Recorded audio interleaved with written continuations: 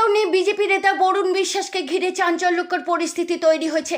তার উপর ডিম ছোড়া, ধাক্কাধাক্কি এবং উত্তেজনার ঘটনার একটি ভিডিও ইতিমধ্যেই সোশ্যাল মিডিয়ায় ছড়িয়ে পড়েছে। ঘটনাস্থল থেকে প্রকাশিত ভিডিওতে দেখা যায় পুলিশ বরুণ বিশ্বাসকে ঘিরে নিয়ে যাচ্ছে। সেই সময়ে তাকে লক্ষ্য করে ডিম থেরাপি চলে, পাশাপাশি চলে কিল, চড়, ঘুষি। শেষ পর্যন্ত পুলিশ তাকে টানতে টানতে গাড়িতে তুলে নিয়ে যায়। স্থানীয় সূত্রে দাবি, এক বয়স্ক মহিলার ফ্ল্যাট দীর্ঘদিন ধরে অবৈধভাবে দখল করে রাখার অভিযোগ রয়েছে বরুণ বিশ্বাসের বিরুদ্ধে। এই অভিযোগকে কেন্দ্র করেই এলাকায় উত্তেজনা ছড়িয়ে পড়ে। তবে বরুণ বিশ্বাস বা বিজেপির পক্ষ থেকে এখনো পর্যন্ত এই অভিযোগের বিষয়ে আনুষ্ঠানিক কোনো প্রতিক্রিয়া পাওয়া যায়নি। অভিযোগের সত্যতা আদালতে এখনো প্রমাণিত হয়নি। ঘটনার পর এলাকায় পুলিশ মোতায়েন করা হয় এবং পরিস্থিতি নিয়ন্ত্রণে আনা হয়। এই ঘটনাকে ঘিরে রাজনৈতিক মহলেও শুরু হয়েছে জোর আলোচনা। এই ঘটনার তদন্তে কি নতুন তথ্য সামনে আসে, সেদিকেই এখন নজর প্রশাসনের। আপনার কি মত? এই ঘটনাকে আপনি কিভাবে দেখছেন? কমেন্টে আপনার মতামত জানান। আর পশ্চিমবঙ্গের নিরপেক্ষ ও দ্রুত খবর পেতে ভিশন 18 বাংলাকে সাবস্ক্রাইব করতে ভুলবেন না।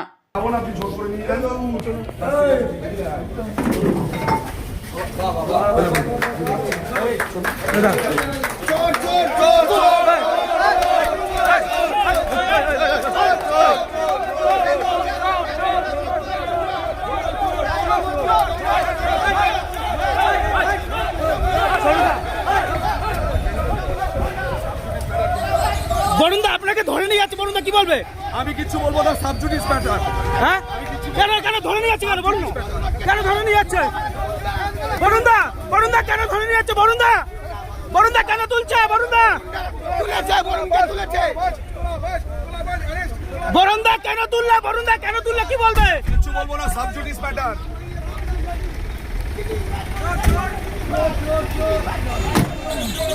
বরুণদা তোমার বিরুদ্ধে বলছে একজন ফ্ল্যাট নিয়েছে, এগুলো অভিযোগ, কি বলবে? বরুণদা কি বলবে? সাবজুডিস ম্যাটার, কিছু বলবো না।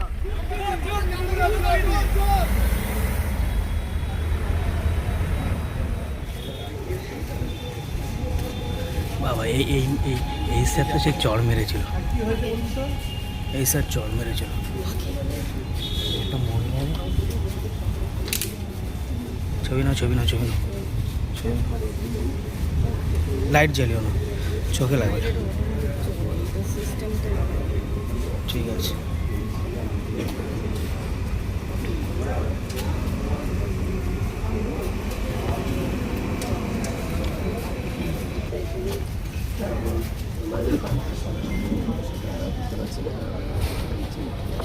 তখন তারপরে অভিযোগটা চিঠি দিয়েছি যে দিয়েছি, যাই হোক করতে করতে তখন কিছুই হচ্ছে না।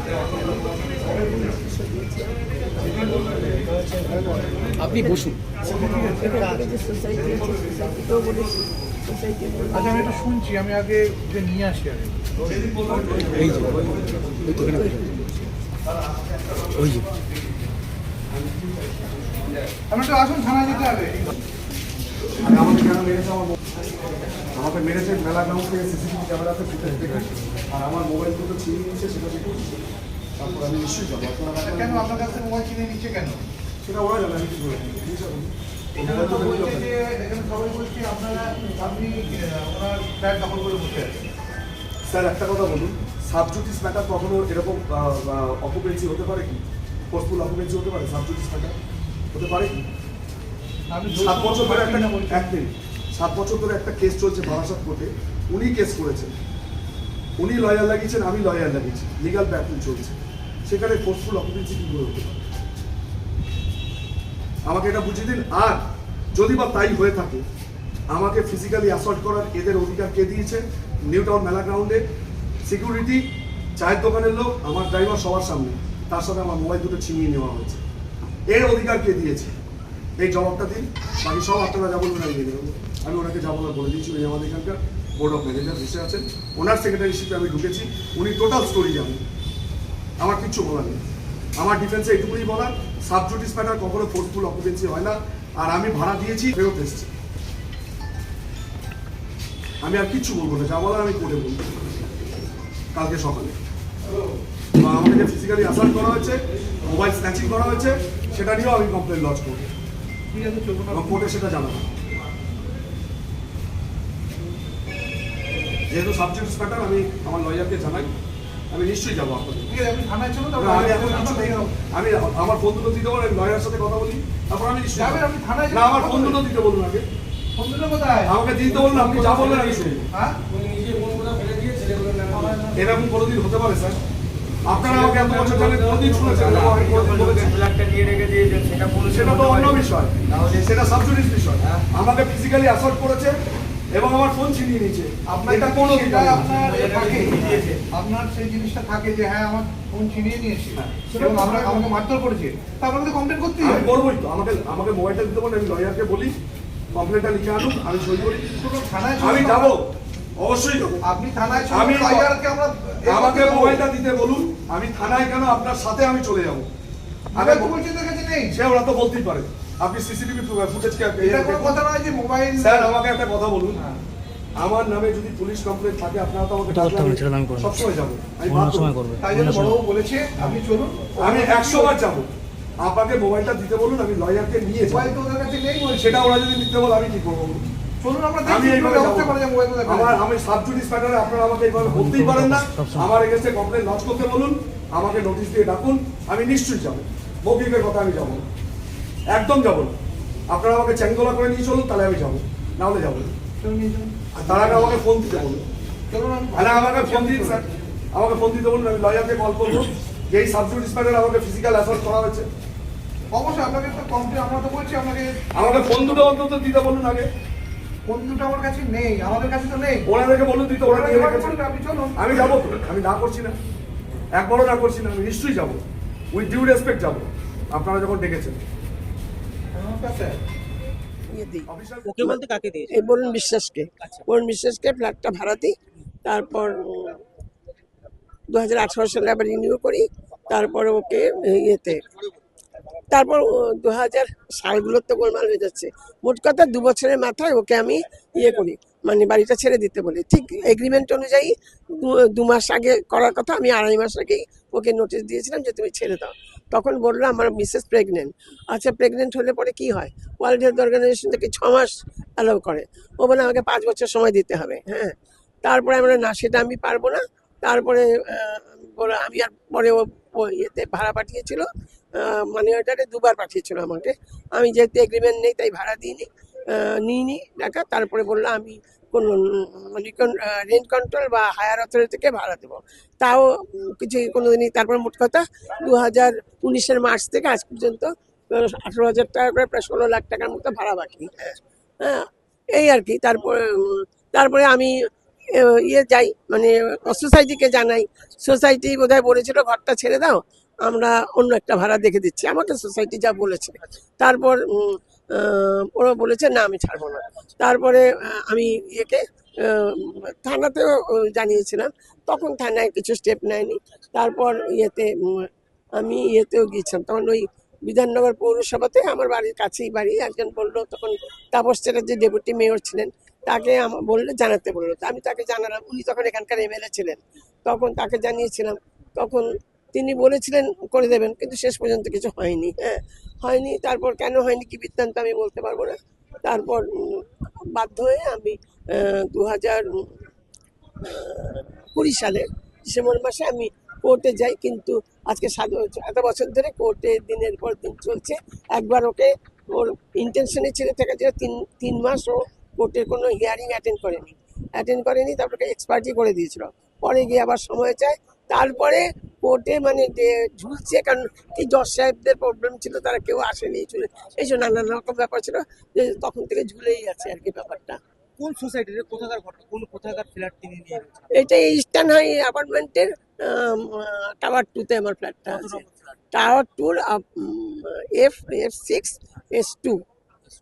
আপনি এখন চাইছেন? আমি তোকে দিয়ে বলেছিলাম যে ফ্ল্যাটটা ছেড়ে দিন, ও তো ছাড়ছে না। আর এতদিনের ভাড়া বাকি, ভাড়াটা তো বেড়েই যাচ্ছে, 1 নম্বর কথা। তার মধ্যে আমাকে মেনটেন্যান্স চার্জ সোসাইটির থেকে 3,42,000 টাকা মেনটেন্যান্স চার্জ চেয়েছে। তার মধ্যে আমি কিছুটা পেমেন্ট করেছি, কিন্তু একসাথে তো এত টাকা আমি পেমেন্ট করতে পারবো না।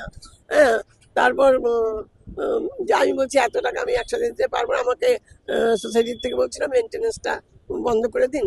তখন আমি বন্ধ করে দিয়েছিলাম, তাই এত টাকা জমে গেছে। আমি এনকে দিয়েছি মিউনিসিপ্যালিটি ট্যাক্স, সেটাও দিয়ে যাচ্ছি মিউনিসিপ্যালিটি ট্যাক্সটা বছরের পর বছর ধরে। তো এই চলছে অবস্থা। সরকার পরিবর্তন হওয়ার পরে কি ওনার নামে আবার থানায় অভিযোগ জানিয়েছেন বা কাউকে অভিযোগ জানিয়েছেন? হ্যাঁ, থানায় অভিযোগ জানিয়েছিলাম তো। তারপর আমার তো কালকেই আবার বড়বাবুর সাথে দেখা করার কথা ছিল।